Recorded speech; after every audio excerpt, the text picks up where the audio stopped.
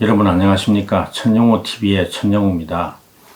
오늘은 2.13 합의가 어떻게 나왔는지, 그리고 그 막후에서 어떤 기막힌 일들이 벌어졌는지 이런 걸 처음으로 공개를 하겠습니다.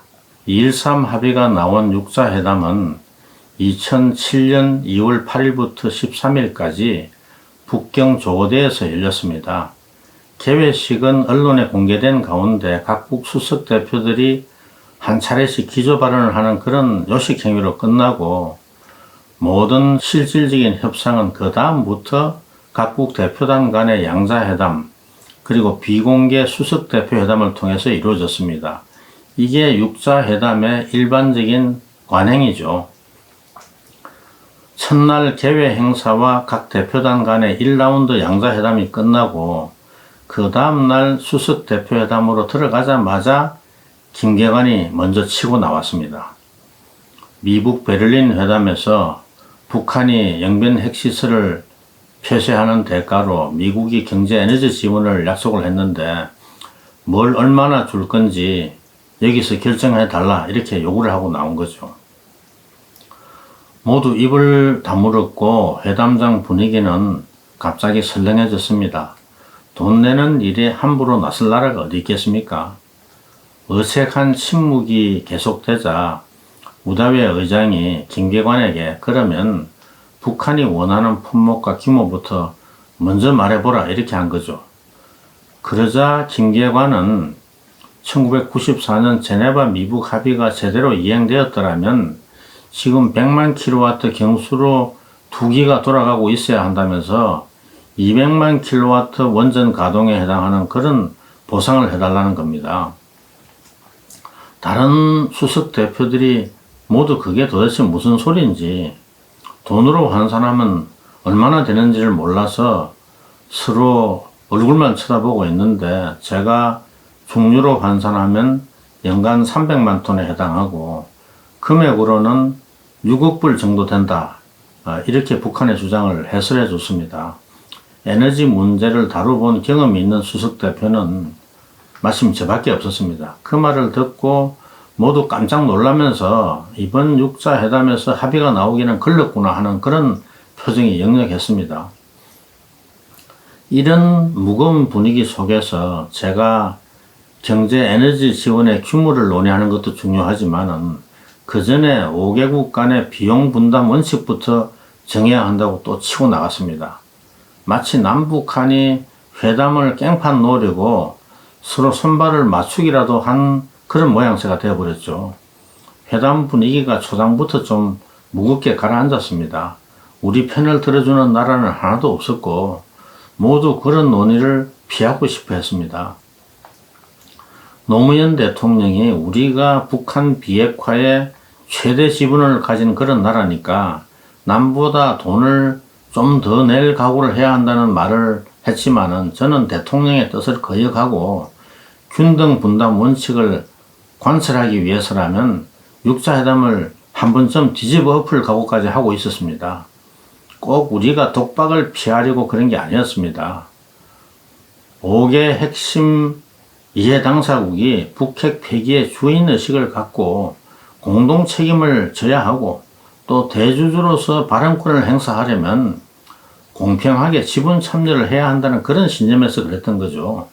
그래야 북한이 합의를 위반할 때 그 손실도 공동으로 분담을 하고, 그래야 북한을 압박하는데 주주들 간의 행동 통일도 가능할 거 아닙니까?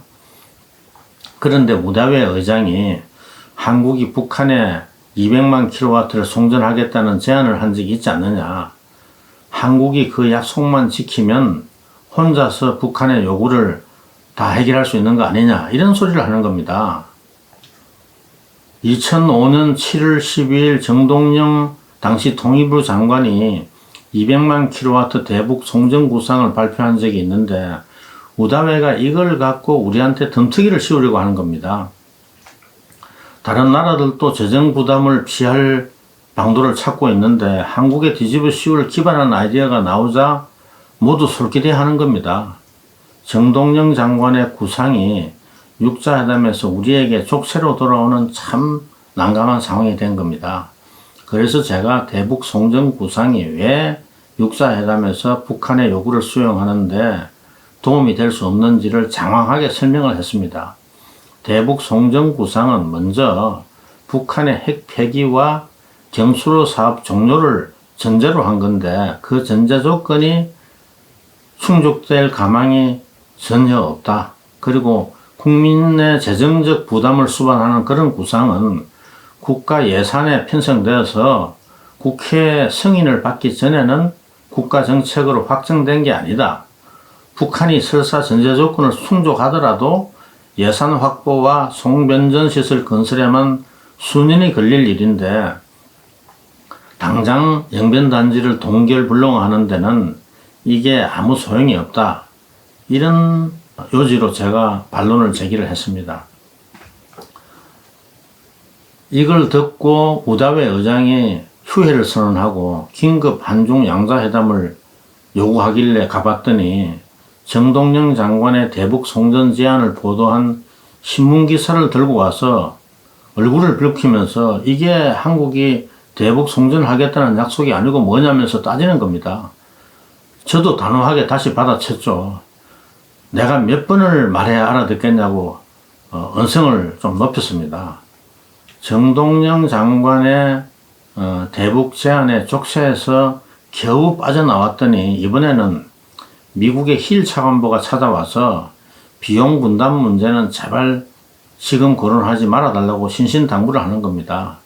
자기는 비용 분담을 논의할 훈령을 못 받아왔다는 겁니다. 그래서 제가 지금 그걸 결정 안 하면 그러면 언제 하냐. 북한에 제공할 경제 에너지 지원 규모가 결정되고 나면 분담 원칙을 정하는 게 더 쉬워진다는 그런 보장이 있냐. 분담 원칙이 합의 안 되면 북한과 지원 규모에 합의해도 이행이 불가능해지는 거 아니냐. 그러니까 분담 원칙부터 정해놓고 북한과 협상해야 한다. 이런 주장을 제가 굽히지 않았습니다. 한미 간 경론 끝에 힐 차관보가 도저히 안 되겠다 싶었는지 라이스 국무장관에게 전화를 해서 송민순 장관을 통해서 저를 좀 말려달라고 건의를 한 겁니다. 송 장관이 저한테 전화를 해서 라이스 장관과 통화를 했는데 힐 차관보와 싸우지 말고 잘 의논해서 공조를 하라고 당부를 하는 겁니다. 제가 장관께는 잘 알겠다, 걱정하지 마시라고 했지만은 힐한테는 정색을 하고 앞으로 그런 식으로 장관을 통해서 나를 압박할 생각을 다시는 하지 말라고 준엄하게 경고를 했습니다. 저는 북한뿐 아니라 모든 참가국들을 상대로 협상하는 그런 처지가 되었는데 고립무원 사면초가 상태에서 고군분투하게 되었습니다. 어느 나라도 대북 지원 규모에 대해서는 입도 뻥끗하지 않으려고 하는 상황이었기 때문에 결국 이 문제는 남북 수석 대표 간 단판의 몫이 된 겁니다. 제가 김기관을 만나서 먼저 북한의 요구가 얼마나 황당하고 터무니없는지부터 차근차근 설명을 했습니다. 경수로 공사가 중단된 게 북한의 비밀 우라늄 농축 프로그램 때문인데 당신들 책임을 왜 몽땅 다른 나라들에게 전가하려고 하냐. PDA 문제 해결은 포기할 거냐. 그러면서 좀 윽박질렀죠. 김계관도 좀 무리한 요구를 했다는 생각이 들었는지 평양의 분위기는 그렇지만은 남북 간에 잘 의논해서 해법을 찾아보자 이러는 겁니다. 그래서 제가 대북 지원의 두 가지 원칙을 제시를 했습니다. 하나는 앞으로 비핵화에 대한 경제적 지원은 비핵화 실적만큼만 제공한다는 거였습니다. 제가 이걸 마일리지 시스템이라고 언론에 설명을 한 적이 있는데 핵 동결에서 핵 폐기 완료까지 비핵화의 전 과정에서 종착점을 향해서 실제 주행한 마일리지에 비례하는 보상을 제공한다는 거였습니다. 제네바 합의처럼 영변단지를 동결만 하고 있으면 북한이 아무것도 안 하고 시간만 보내고 있어도 매년 중유 50만 톤씩 받는 그런 건 앞으로 없다는 겁니다. 이 원칙에 따라서 영변단지의 동결 불능화 그리고 핵 신고서 제출까지 마일리지의 값으로 중유 100만 톤을 제시를 했습니다. 핵물질과 핵탄두의 해체, 반출, 그리고 핵시설의 폐기에 대한 지원 규모는 2, 3단계 이행 합의에서 결정할 사안이었지만은 북한이 받을 보상의 규모는 핵 폐기 종착점에 가까이 갈수록 그리고 빨리 움직일수록 더 많이 받을 수 있는 그런 인센티브도 검토하겠다고 약속을 했습니다. 또 한 가지 원칙은 경제 에너지 지원의 단위는 중유로 하지만은 다른 품목으로 대체가 가능하도록 했습니다. 북한이 중유 대신에 다른 생필품이나 기자재를 받고 싶다면 금수품만 아니면 얼마든지 고를 수 있는 길을 열어놓았습니다. 과거 금본위제 시절에 금을 국제거래의 단위로 삼았듯이 북한과의 거래에서 중유본위제를 도입한 겁니다. 이런 제안에 대해서 김계관은 영변단지의 불량화와 핵신고서 제출에 대한 보상으로 중유 100만 톤은 너무 적다고 하면서도 중유를 북한이 선택하는 다른 품목으로 대체할 수 있도록 해주겠다는 그런 구상에는 아주 흡족해 하더라고요. 김계관은 우리 제안을 평양에서 받아들이기는 어려울 것 같지만은 제가 상당히 고심해서 만든 구상인 만큼 일단 보고를 해보겠다는 그런 1차 반응을 보였습니다. 김계관이 우리 제안을 평양에 보고하고 며칠이 지나도록 지침을 못 받자 입장이 난처한지 저를 피하려는 그런 눈치였습니다. 그래서 한 번은 제가 김계관을 자기 방으로 찾아갔더니 스트레스를 많이 받았는지 수심이 가득한 표정으로 아무래도 이번에는 타결이 좀 어려울 것 같다는 그런 푸념을 하는 겁니다. BDA 문제는 빨리 해결해야겠는데 우리가 제안한 경제 에너지 지원 규모에는 불만이 많은지 입장 결정에 진통을 겪고 있는 모양이었습니다. 그러다가 나흘이 지난 13일 아침이 되었어야 김계관이 찾아와서 우리 제안을 수락하기로 했다고 알려줬습니다. 제가 힐 차관보에게 이 소식을 전했더니 너무 좋아서 흥분을 해서 북한이 마음을 바꾸기 전에 딜을 빨리 확정 짓자고 재촉을 하는 겁니다. 제가 아직 멀었다. 5개국 간 비용 분담 원칙에 합의가 이루어져야 확정할 수 있다. 이러면서 5개국 간의 n분의 1씩 균등 분담 원칙을 명시한 합의문 초안을 주고 각국 수석대표의 서명을 받아오라고 했습니다.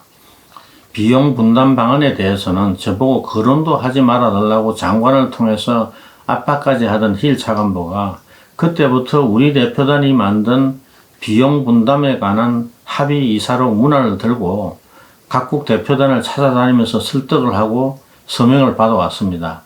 이 분담 원칙이 2.13 합의의 부속수로 채택이 된 겁니다. 그런데 중유 100만 톤이 우리 입장에서는 많고 북한 입장에서는 적은 규모인데 BDA를 빨리 해결해야 한다는 북한의 절박감이 없었다면 북한이 100만 톤의 영변시설의 불량화와 신고서 제출에 동의하지는 않았을 것 같습니다. BDA에 잠긴 북한 자금이 2,400만 불에 불과하고 그 돈의 주인이 엄연히 북한이지만은 이 문제의 해결에 북한이 부여하는 주관적 가치만큼 불량화와 핵신고서 제출에 대한 보상 비용을 저는 절감했다고 생각을 합니다. BDA를 풀어준 걸 비판하는 사람들도 있지만은 BDA는 북한을 1단계 합의로 끌어오는데 제갑을 톡톡히 하고도 남았다고 봅니다. 또 일각에서는 미국의 강경파들이 육사회담을 파탄내기 위해서 BDA를 걸고 넘어졌다고 주장을 하지만은 BDA 덕분에 1단계 비핵화를 더 쉽고 싸게 달성했다는 점에서 강경파가 실제로 그런 업무를 꾸몄다 하더라도 결과적으로는 비핵화에 도움이 된 측면을 무시할 수는 없습니다. 앞으로 대북 협상 전략을 세우는 분들에게 이 영상이 참고가 되었으면 좋겠습니다. 오늘은 여기까지 하겠습니다. 천영우TV의 천영우였습니다.